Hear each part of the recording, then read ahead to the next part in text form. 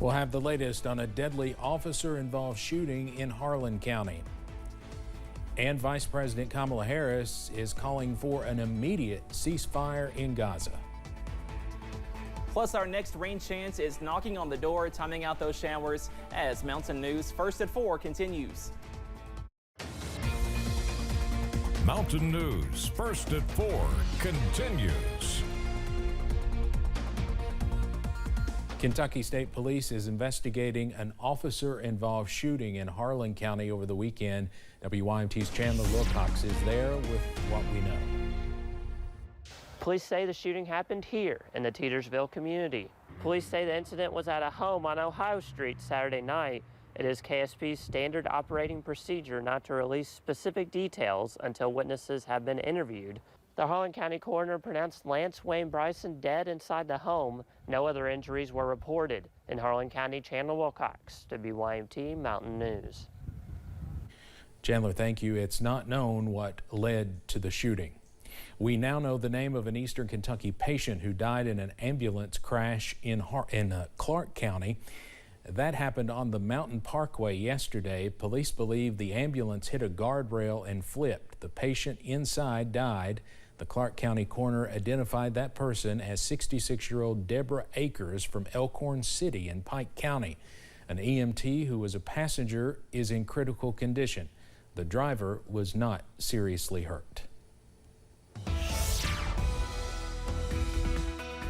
Well, it may be a Monday, but the weather is fantastic across our region, all thanks to high pressure. We are tracking some dry, sunny, and warm weather. Here's a live look across the mountains, and you can see plenty of blue sky and sunshine. And check out these temperatures across the region on this Monday, up to 77 for Jackson, Irvin, Somerset, 76 in Manchester, and 75 in London, Hazard, also in Pikeville. We should be in the lower 50s, so you can see we are well above average on this Monday afternoon. Up on first alert, pinpoint Doppler, all thanks to high pressure. We are dry, but notice as we zoom out, we are watching out for a few changes, some moisture close to the Gulf Coast, also an area of low pressure and a cold front in Kansas, also Oklahoma, and that will continue pushing into our region. So we are watching out for some more moisture and some more rain chances as early as tomorrow.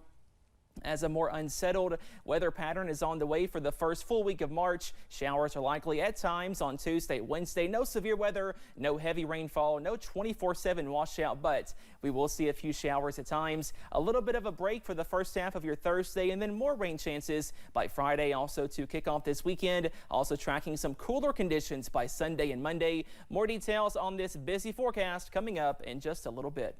Steve? All right, Cameron, thank you. There's a possible shift from the Biden administration on Israel's war with Hamas, with Vice President Kamala Harris calling for an immediate ceasefire in Gaza. It comes as a top Israeli cabinet member meets with U.S. officials today in Washington. CBS's Tina Kraus reports. Israel's army put out new video of soldiers on the hunt for Hamas in Gaza amid a forceful new call from the U.S. to stop the war. There must be an immediate ceasefire for at least the next 6 weeks. Vice President Kamala Harris gave a sharp rebuke of Israel Sunday for not doing enough to ease the misery in Gaza. In the southern city of Rafah, the Abu Anza family is facing unimaginable grief after 20 relatives were killed in an Israeli strike, including Rania's 6-month-old twins. It took her 10 years and 3 rounds of IVF to have her babies and just seconds to lose them. My heart is gone, she cries. Nearly 5 months into the war, the U.S. made its first airdrop of aid into Gaza Saturday, sending more than 38,000 meals into the territory where the United Nations says a quarter of the population is one step from starvation. In Israel, pressure for a ceasefire and hostage release deal is intensifying. The hostages and the hostages' families are not the enemy. The enemy is Hamas. Negotiations are underway in Egypt to broker an agreement before the Muslim holy month of Ramadan begins next week. Tina Kraus, CBS News, London.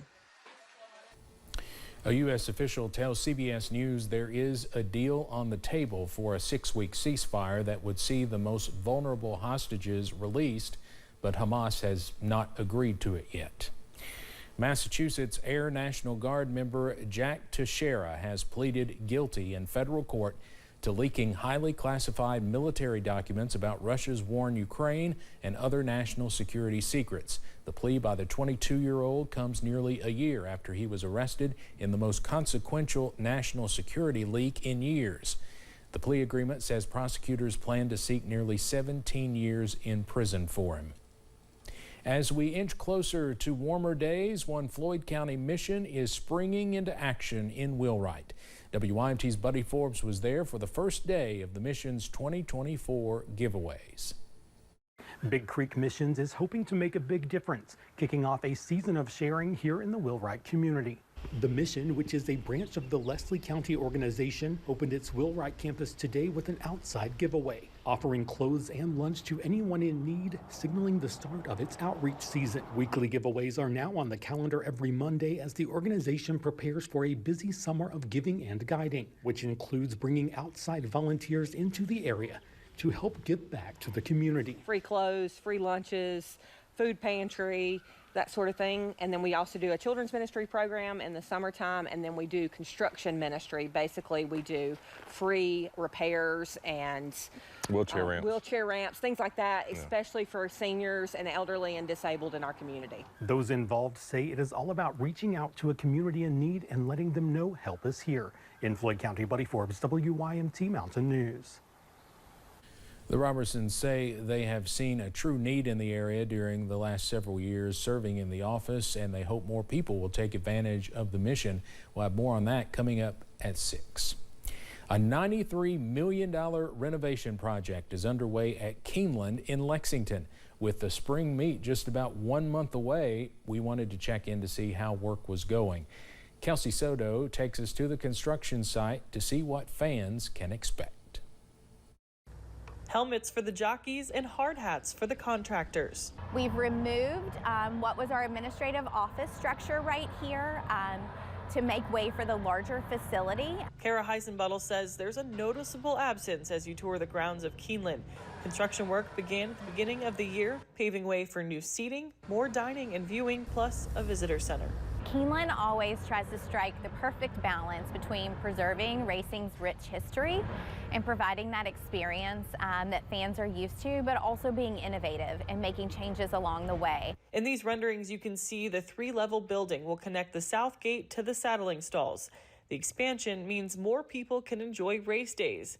Some Saturday spring meet tickets sold out within 15 minutes. We encourage everybody, if there's a dining room or a space you want to be in that's sold out, go ahead and get on the wait list because we have a generous return policy. If fans aren't able to come within 48 hours, they can return those tickets at a full refund. And we put those back out there for our fans. So get on the wait list because you might have a chance to purchase the tickets that you want. As you plan your visit, you can expect some changes to parking and entrances. Things will look a little different as they build this new experience. But don't worry, the heavy machinery work will happen at night after all guests have left the track. In Lexington, Kelsey Soto, WKYT. The new structure will offer an additional 1,400 tickets per race day.